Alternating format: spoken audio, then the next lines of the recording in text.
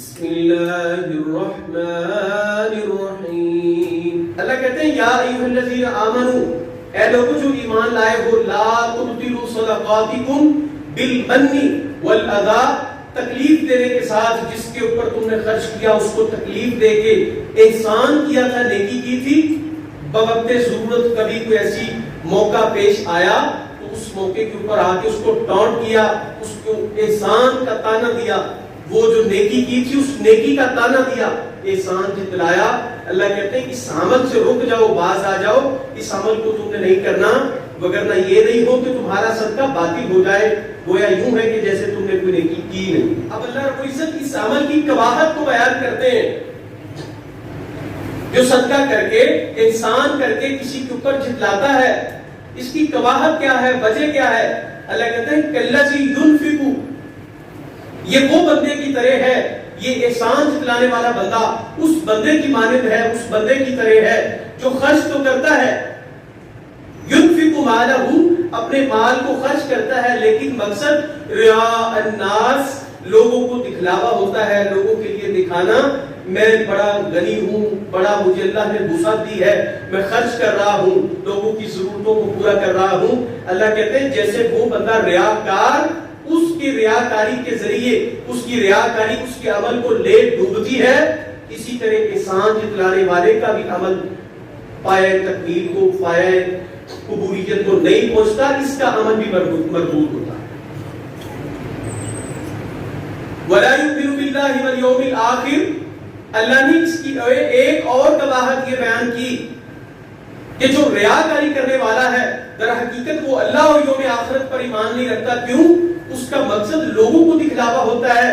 جو خرچ کرے اور اس کا مقصد اللہ کی رضا ہو تو پھر وہ تو اللہ پر ایمان رکھتا ہے اور اللہ کو دکھلاتا ہے، اللہ کی رضا کو ڈھونڈتا ہے. لیکن اس بندے کا مقصد گویا یہ ہے کہ جو دکھلاوا کرتا ہے ایسا ہی ہے کہ جیسا وہ اللہ کے اوپر ایمان ہی نہیں رکھتا.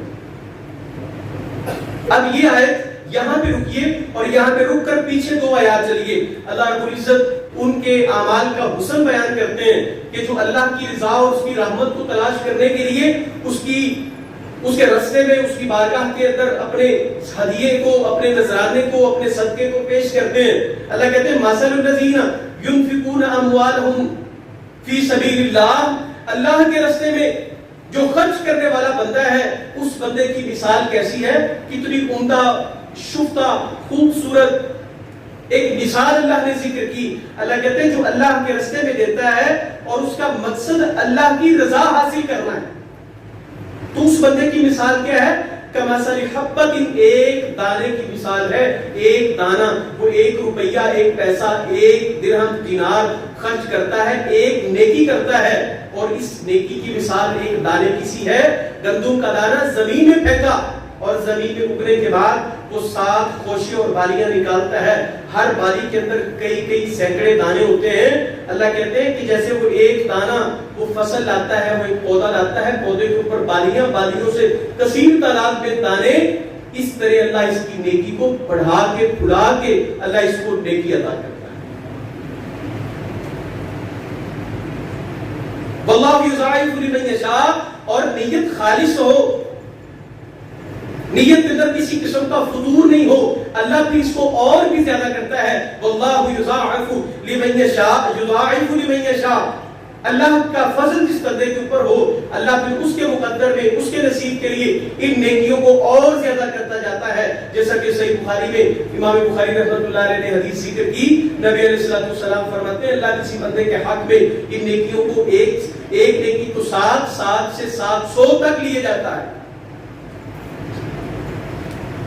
ایک یہ آیت اور اس کے متصل بعد اللہ پھر دوسری آیت میں یہ بات ارشاد فرماتے ہیں الذین ينفقون اموالهم فی سبیل اللہ، وہ لوگ کہ جو اپنا مال اللہ کی راہ میں، اس کی رضا اور اس کی رحمت کو تلاش کرنے کے لیے خرچ کرتے ہیں.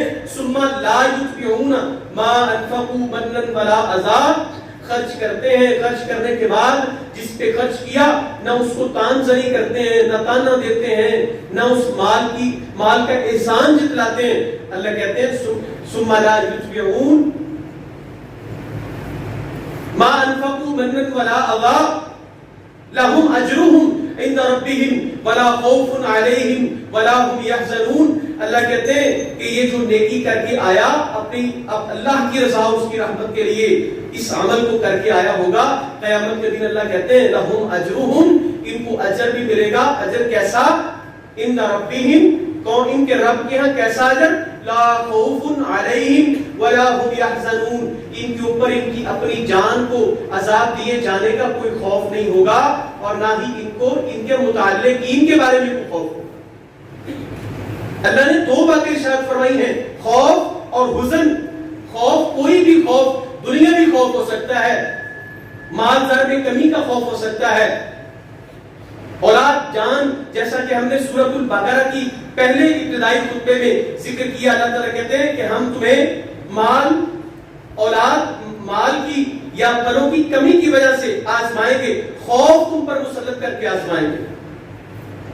دشمن کا خوف, مال کی کمی کا خوف, اولاد کے نہ ہونے کا خوف, کسی بھی نعمت کے چھن جانے کا خوف, یہ خوف ان کے اوپر نہیں ہوگا. اور قیامت کے دن اللہ کہتے ہیں یہ اپنی یا کسی اور وجہ سے پریشان بھی نہیں ہوں گے. اللہ ان سے سارا غم, آخرت کا غم دور کر دے گا. نبی علیہ الصلوۃ والسلام فرماتے ہیں من جعلہ, جس بندے نے اپنا دنیا کے سارے غم چھوڑ کر اپنا غم, من جعل ہم الآخرہ, جس بندے نے اپنے غم کو صرف آخرت کے غم کو اپنا بنا لیا, اللہ اس کے سارے غم دور کر کے اس کے معاملات کو آسان کر دے. ہم آتے ہیں واپس اس آیت کی طرف. اللہ یہاں پہ رک کے ایک اور بات ارشاد فرماتے ہیں, قول معروف و مغفرۃ خیر من صدقۃ یتبعها عذاب.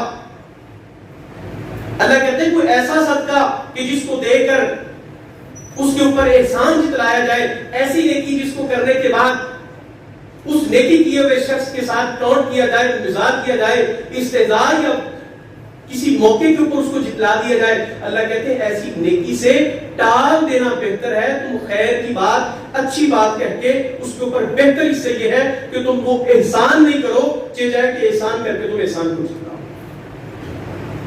اگر تم نے یہ کرنا ہے کہ نیکی کرنی ہے اور پھر اس نیکی کو جتلانا ہے, احسان کرنا ہے تو احسان کو جتلانا ہے, اس سے بہتر یہ ہے کہ تم اچھی بات کہہ کے اس کی بات کو پورا نہیں کرو, اس کے کام نہیں آؤ, اس کی ضرورت کو پورا نہیں کرو, اس پہ خرچ نہیں کرو.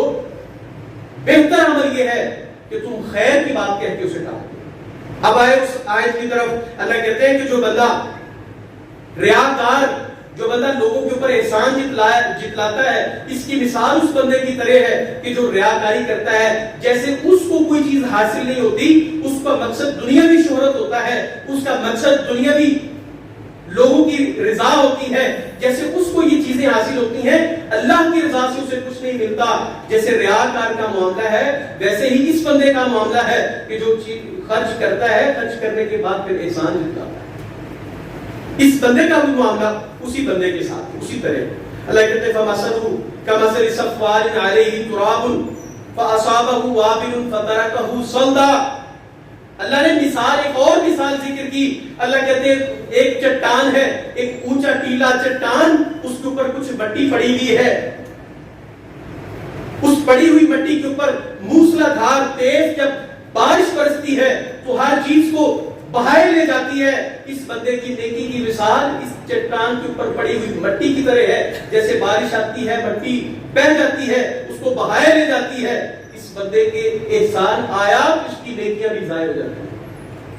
اس کے بعد اللہ کہتے ہیں وَمَثَلُ الَّذِينَ يُنْفِقُونَ أَمْوَالَهُمُ ابْتِغَاءَ مَرْضَاتِ اللَّهِ, ان لوگوں کی مثال جو لوگ اس اللہ کی رضا کو ڈھونڈنے کے لیے خرچ کرتے ہیں. اللہ کہتے ہیں وَتَثْبِيتًا مِنْ أَنفُسِهِمْ كَمَثَلِ جَنَّةٍ بِرَبْوَةٍ أَصَابَهَا وَابِلٌ فَطَلٌ.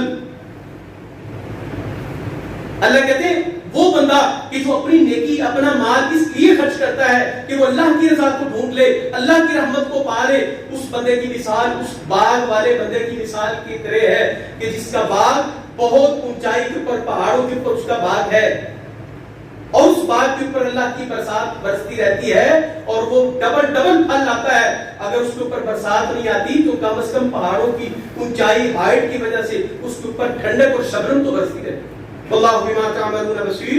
اللہ کہتے ہیں کہ تم, اللہ نے یہاں پہ ایک اور مثال, میں کہتا ہوں قرآن بھرا پڑا ہے ایسی مثالوں کے ذریعے جو اہل عقل کے لیے مثالیں ہیں. اللہ کہتے ہیں یود احدکم ان تکون لہ جنۃ, کیا تم میں سے کوئی شخص اس بات کو پسند کرتا ہے کہ اس کے پاس ایک خوبصورت باغ ہو, کسی بندے کا باغ جو کھجوروں کا باغ, من نخیل و اعناب, کھجوروں کا باغ قیمتی ترین پھل, و اعناب اور انگوروں کا پھل, انگوروں کا باغ جو مہنگا پھل ہے.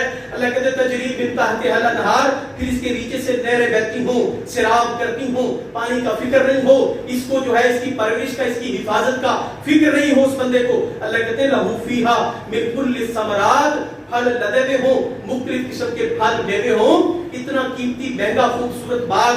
اللہ کہتے ہیں وَأَصَابَهُ الْكِبَرُ, مالک جو ہے باغ کا بڑھاپے کو پہنچ جائے, وَلَهُ ذُرِّيَّةٌ ضُعَفَاء, بچے بھی چھوٹے چھوٹے ہیں, اس صورتحال کے اندر آگ آتی ہے, کوئی آگ کا گولا برسا اور باغ کو جلا کے راکھ کر دے, جس طرح کوئی اس بات کو پسند نہیں کرتا.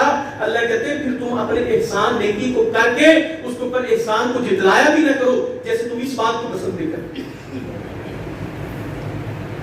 ایک بندے نے پوری زندگی ایک باغ کی, کھجوروں انگوروں کے مہنگے پھلوں کے باغ کی پرورش کی, بڑھاپے کو پہنچا, بچے بھی چھوٹے ہیں, جیسے وہ اس نقصان کا متحمل نہیں ہو سکتا, نقصان کو پسند نہیں کرتا کہ اب اس باغ کو آ کے آگ قدرتی آفت جلا جائے, جیسے اس بات کو پسند نہیں کرتا. اللہ کہتے ہیں تم اس بات کو بھی پسند نہیں کرو کہ نیکی کرو اور نیکی کے اوپر پھر احسان جتلاؤ, اس سے دور ہو جائے. اللہ کہتے ہیں کذالک یبین اللہ لکم الآیات لعلکم تتفکرون. اللہ کہتے ہیں یہ آیات اس لیے ہیں, تمہارے لیے کھول کھول کے بیان کی جا رہی ہیں, لعلکم تتفکرون, غور کرو, فکر کرو, تدبر کرو, سمجھ لو, سوچ لو, قرآن مجید کی آیات پر غور کرو, نیکی کی توفیق ملے گی, اللہ کی رضا اور اس کی رحمت ملے گی.